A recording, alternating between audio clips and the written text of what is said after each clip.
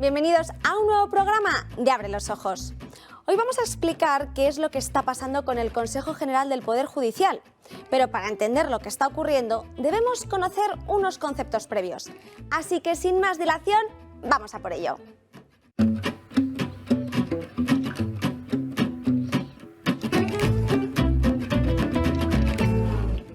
Lo primerísimo que tenemos que saber es que el Consejo General del Poder Judicial está formado por 21 miembros, 20 vocales y su presidente, que es a su vez el presidente del Tribunal Supremo. Y lo segundo que debemos saber es lo que dice la ley sobre la renovación y el nombramiento de los miembros que forman parte de este organismo. Para ello nos tenemos que ir al artículo 122 de la Constitución. Explica que se escogen en primer lugar esos 20 vocales. ¿Cómo? De la siguiente forma: 12 entre jueces y magistrados en los términos que establezca la ley orgánica. Es decir, aquí nuestra Constitución no explica exactamente cómo, sí que nos remite directamente a una ley orgánica del Poder Judicial. Luego veremos exactamente lo que dice esta ley. Lo importante aquí es ver que la Constitución dice entre jueces y no por jueces. Y los hechos restantes: según nuestra Constitución, 4 a propuesta del Congreso de los Diputados y los otros 4 a propuesta del Senado, elegidos en ambos casos por una mayoría reforzada de 3/5. Además, nuestra Constitución especifica que estos 8 miembros serán abogados y juristas de reconocida competencia y con más de 15 años de ejercicio en su profesión. Después son estos 20 vocales quienes votan al miembro número 21, al presidente del Consejo. Bien, hasta aquí, como hemos visto, se escogen a esos 8 vocales elegidos por las Cortes a través de esa mayoría reforzada de 3/5. ¿Pero y los otros 12? Tal y como hemos indicado, la Constitución nos remite directamente a la Ley Orgánica del Poder Judicial. Y nos fijamos en concreto en el artículo 567. Este artículo lo que establece es que los 20 vocales del Consejo van a ser designados por las Cortes y cada una de las cámaras, es decir, el Congreso y el Senado, van a elegir a 10 vocales, por esa mayoría también de 3/5 de sus miembros, lo mismo que en el caso anterior. Es decir, que la ley actual orgánica del Poder Judicial mete a todos los miembros del Consejo en el mismo saco. Todos los vocales tienen el mismo procedimiento de designación. Para no abrumarnos con tanto número y artículo, vamos a ver en un cuadro cómo quedaría ese nombramiento en función de lo que dice tanto la Constitución como la Ley Orgánica del Poder Judicial. Según la Constitución, el Congreso y el Senado lo que hacen es seleccionar, como vemos aquí, a 4 juristas. Y además todos ellos también abogados, como hemos visto, de reconocido prestigio por una mayoría de 3/5. Muy bien, esto suma un total, como vemos aquí, de 8. Mientras que los otros 12, estos que vemos aquí, se eligen en virtud de la ley orgánica. ¿Qué decía esta ley? Que tanto el Congreso como el Senado van a nombrar cada uno a 10 vocales, que son el total que vemos aquí. Esto suma un total de 20. Aquí lo que hace la norma es incluir a todos los 8 miembros anteriores, por lo que nos quedarían esos 12 restantes. Por consiguiente, el Congreso lo que debe seleccionar es otra vez a otros 6 vocales, tanto de juristas y magistrados, como también el Senado otros 6 vocales. Suman ese total de 12 y esto que son los que nos faltaban con respecto a lo que decía la Constitución de los 8. Todo esto también por una mayoría de 3/5. Cumpliéndose así tanto lo que dice la ley orgánica como lo que dice nuestra Constitución. Pero la ley orgánica no siempre ha dicho esto. ¿Sabéis quién cambió la ley para precisar que esos 12 jueces también deben ser nombrados por las Cortes y no directamente por jueces? Fue el gobierno de Felipe González en 1985. El gobierno socialista cambió la ley quitando a los jueces la capacidad de elegir directamente a los 12 vocales. Revelador, ¿verdad? Surgiendo así el primer conflicto. El PP asegura que, según la Constitución, esos 12 vocales deben ser elegidos directamente por los jueces, porque el artículo dice que se deben elegir entre jueces. Es verdad que es el fin con el que se redactó esta norma, pero la realidad es que la Constitución no lo dice expresamente, al no matizar que son elegidos por jueces, sino, como hemos visto, entre jueces.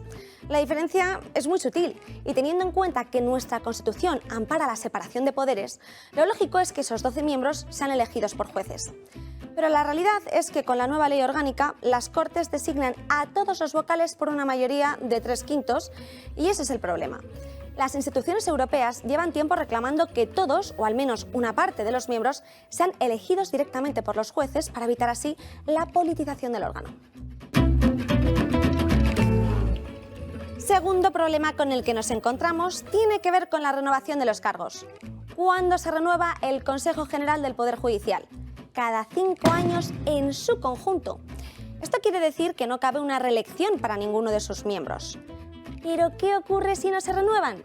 Si vencido ese plazo, las Cortes no han elegido a los nuevos vocales, los que estaban en el puesto se mantienen para que el órgano pueda seguir funcionando y no exista indefensión de ningún tipo ni se lesione nuestro Estado de Derecho. El Consejo, que está caducado, continúa de esa forma en funciones hasta la toma de la posesión de ese nuevo Consejo. Pero, ¿por qué durante la legislatura de Pedro Sánchez ha habido tanto revuelo? Porque el mandato del Consejo venció el 4 de diciembre del año 2018, hace más de 4 años. Entonces, ahora tenemos un Consejo en funciones. ¿Y esto qué implica?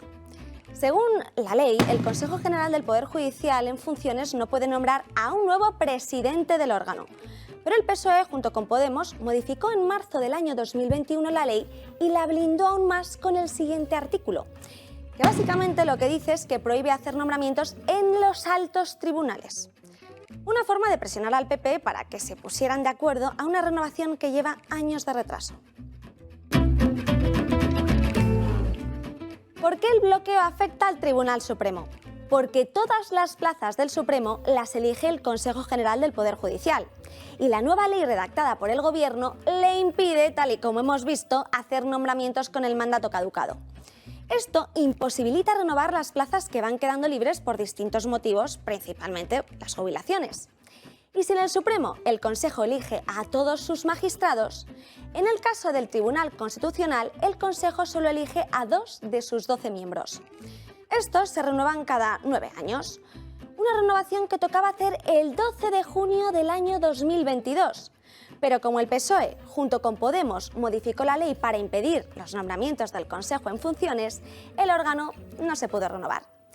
Eso llevó a que en julio del año 2022 el Gobierno decidiera reformar nuevamente la modificación que ya había hecho en la ley orgánica para que el Consejo pudiera hacer en este caso, y solo en este caso, los 2 nombramientos del Tribunal Constitucional, no del resto.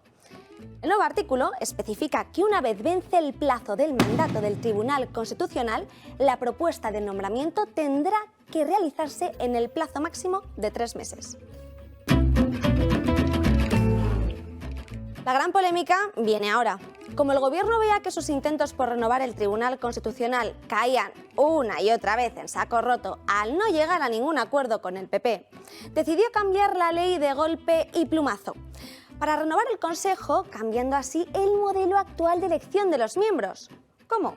Eliminando el requisito de una mayoría reforzada de 3/5 por una votación simple, es decir, un sistema de votación individual en el que resulten elegidos los candidatos con más apoyos.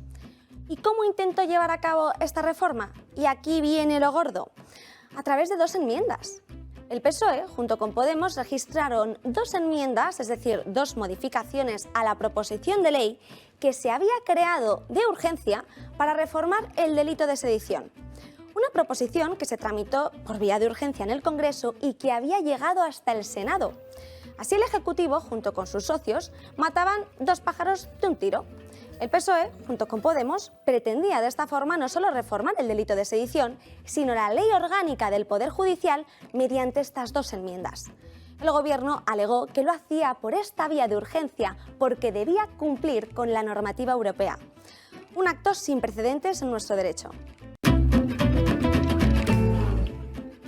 ¿Qué decían esas 2 enmiendas? Mediante la primera de esas enmiendas, el PSOE y Podemos proponían cambiar la mayoría de 3/5 por una mayoría simple por la que las Cortes elijan a los vocales.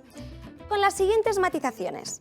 Primero, que si transcurridos los 3 meses desde el vencimiento del mandato no se hubiesen propuesto 2 magistrados para el Constitucional, el Consejo adoptaría al día siguiente un acuerdo de iniciación de un procedimiento de nombramiento de dichos magistrados. Y segundo, que de incumplirse lo anterior, se incurriría en responsabilidades que podrían ser de hasta tipo penal.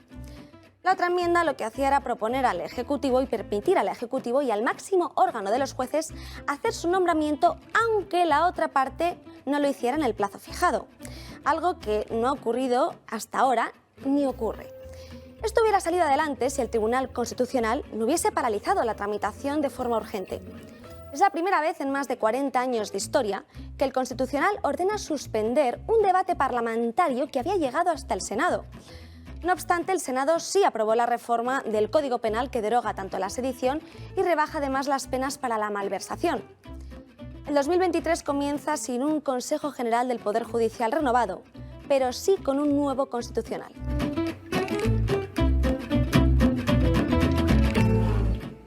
Ya sabéis que podéis mandarnos cualquier consulta o duda jurídica que os intrigue e interese para que podamos esclarecerlas aquí. Para ello tan solo tenéis que mandarnos un correo a abrelosojos@eltorotv.com. Lo repito por si acaso, abrelosojos@eltorotv.com. Así de fácil. Espero que os haya gustado y que hayáis entendido o comprendido todo el lío del Gobierno con el Consejo General del Poder Judicial y el Tribunal Constitucional. Nos vemos en la próxima entrega de Abre los Ojos, porque recordad que el desconocimiento de las leyes no nos exime de su cumplimiento. Hasta pronto.